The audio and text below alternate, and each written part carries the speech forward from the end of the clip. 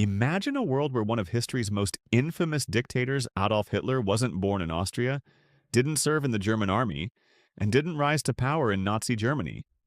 But instead, he was born in the United States, ran for president, and won. In this alternate timeline, let's say Adolf Hitler is born in Brooklyn in 1889 to German immigrant parents. He grows up poor, experiences economic hardship, and becomes embittered by the social and racial tensions of early 20th century America. Like in our reality, he's a failed artist, a passionate orator, and a war veteran. But this time of the U.S. Army in World War I, he returns home to a broken nation gripped by the Great Depression. Let's say by 1932, Hitler runs as an independent or under a new ultranationalist party, maybe something like the American Unity Party. His campaign promises are radical: end unemployment, restore national pride, purge un-American influences. He blames immigrants, communists, and minorities for the nation's troubles. Shockingly, it works. He wins the presidency, narrowly defeating FDR. Congress is divided, but Hitler doesn't waste time. Drawing from the real Hitler's playbook, President Hitler begins by consolidating power. He declares a national emergency, pushes Congress to pass sweeping acts that give him control over the military, media, and judiciary. The First Amendment? Gutted. Political opponents? Arrested or disappeared.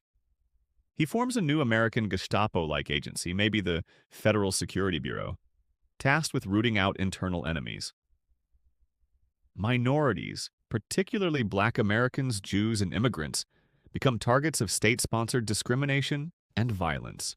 This version of America rapidly descends into fascism. Propaganda floods radios.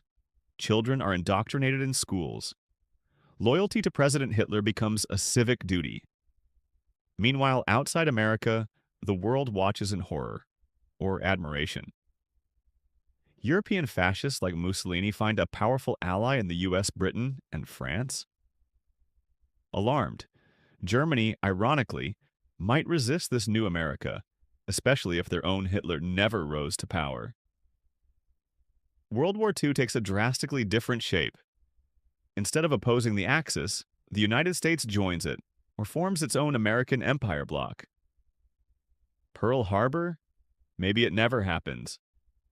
Or worse, maybe it happens with American support. The Holocaust as we know it might unfold differently, or even on U.S. soil. Concentration camps, racial purification programs, and eugenics were already topics of debate in American academic circles in the early 20th century. But America isn't Germany. The Constitution still exists. So does the American tradition of rebellion. Underground resistance movements, Black liberation groups, student protesters, rogue states like California or New York might rise. A second civil war isn't out of the question, or a military coup led by generals who refuse to follow orders. Could this lead to the assassination of President Hitler, impeachment, or a long-term dictatorship like North Korea's? This is, of course, a horrifying alternate history, but it's not just science fiction, it's a warning. Hitler didn't invent fascism.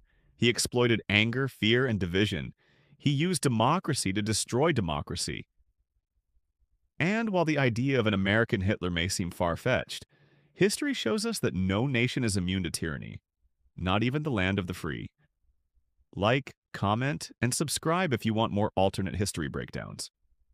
Drop more what-if scenarios in the comments.